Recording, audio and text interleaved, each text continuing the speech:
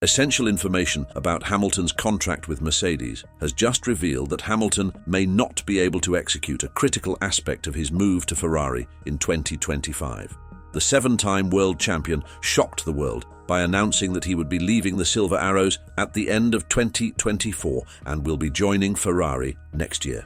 This news began rumors regarding key personnel within Mercedes whom Hamilton wants to bring to Maranello, but a recent report states that this might now be possible. According to Autosport.com, Hamilton's contract includes a non-poaching clause, which states that the British driver cannot lure engineers and other employees from Mercedes to any other team he decides to go to. This will be a crucial aspect, as previously it was hypothesized that Hamilton would bring track engineer Peter Bonnington and head of track performance Riccardo Musconi with him to Ferrari as well. It is common in the F1 world that top drivers are accompanied by staff they have worked with in their previous teams after they decide to move to a new outfit.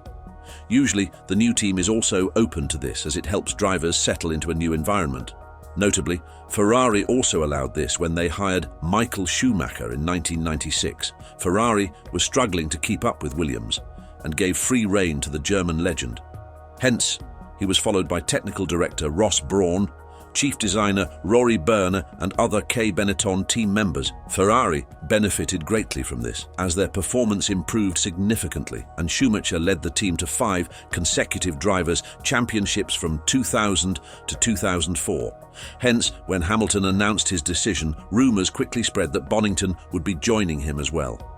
Peter Bonnington, known popularly as Bono, has been Lewis's track engineer ever since the Brit joined Mercedes in 2013.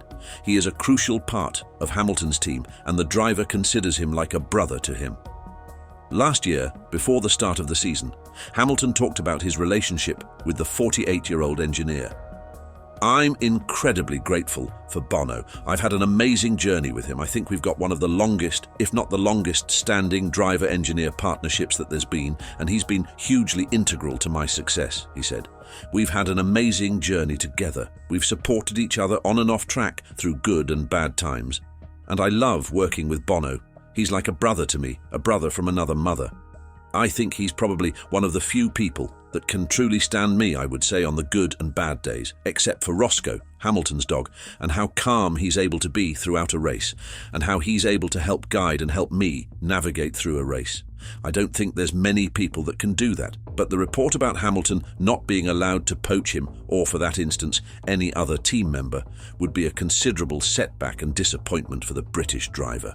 Teams have now become much more careful in order to prevent repeating what happened with Benetton, as the team quickly fell after Schumacher's departure.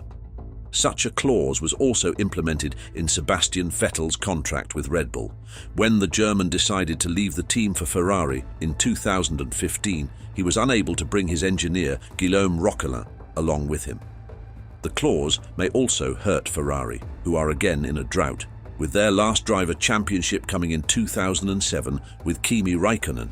They would have hoped that Hamilton's team's experience in winning championships would have helped them as well, especially as they have set their eyes on the 2026 regulation changes.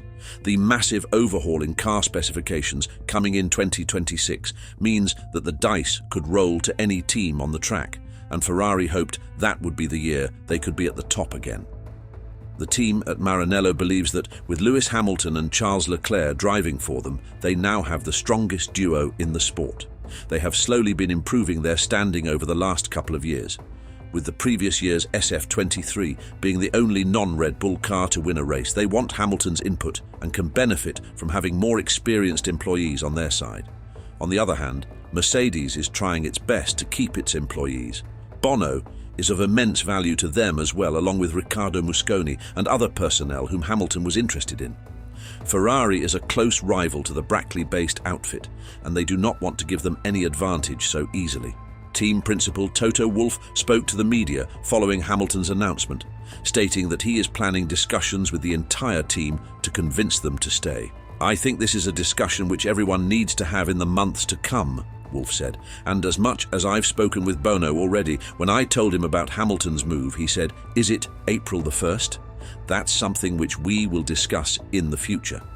Mercedes cannot afford to lose Bono and other team members at this moment, as the Silver Arrows are eyeing a return to the top themselves. They already need to find a suitable replacement for Hamilton, and if key personnel were to leave the team, it would leave them in a much tougher position for next year.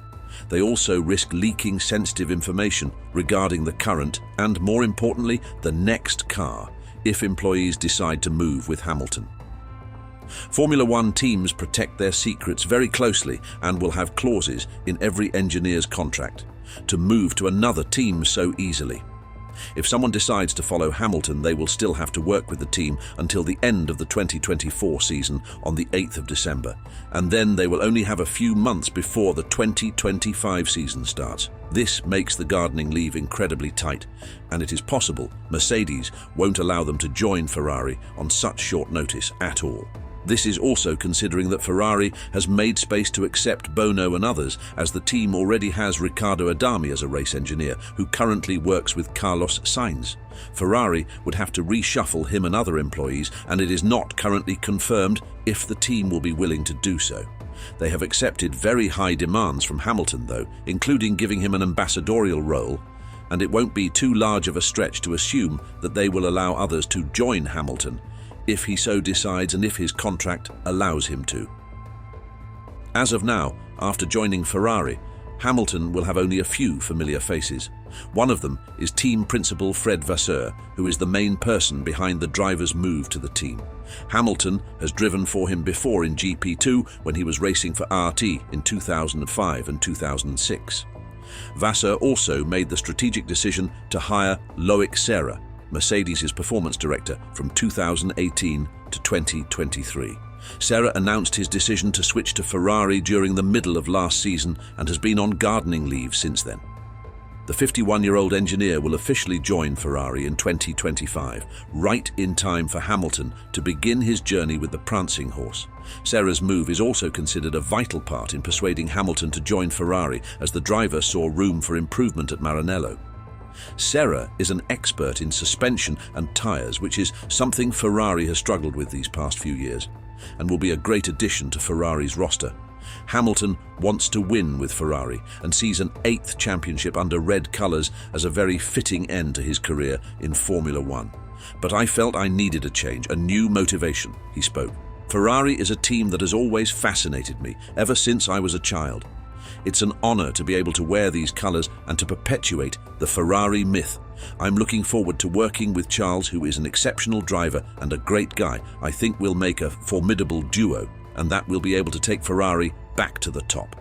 It will be interesting to note whether Hamilton is successful in convincing Mercedes to allow Bono to join him, but as of now, the chances of this happening seem bleak. The driver will have to move to a new environment without his trusted partner, and it will take him some time to get used to the new environment. Ferrari's inner workings have been known to be different from other Formula One teams, and only time will tell whether he can adapt to them. What do you think about the non-poaching clause in Hamilton's contract? Is it something that is too strict, or is it necessary in the modern day of F1 racing? Let us know in the comments down below. Also, remember to like the video if you enjoyed it and subscribe to the channel for more Formula One news.